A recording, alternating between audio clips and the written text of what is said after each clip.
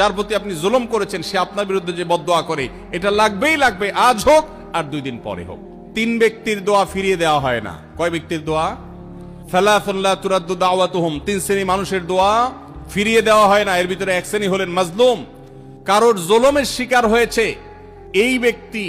জালেমের বিরুদ্ধে যে তার মনের আকুতি থাকে, বদদোয়া থাকে, আল্লাহ সুবহানাহু ওয়া তাআলা এটা ফিরিয়ে দেন না।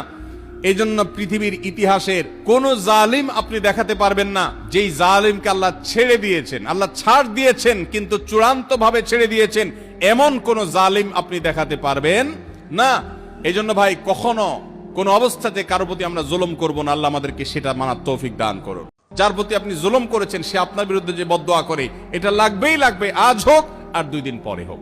3 ব্যক্তির দোয়া ফিরিয়ে দেওয়া হয় না। কয় ব্যক্তির দোয়া? সালাসুন লা তুরাদ্দু দাওয়াতুহুম, 3 শ্রেণী মানুষের দোয়া ফিরিয়ে দেওয়া হয় না। এর ভিতরে এক শ্রেণী হলেন মাজলুম, কারোর জুলুমের শিকার হয়েছে এই ব্যক্তি।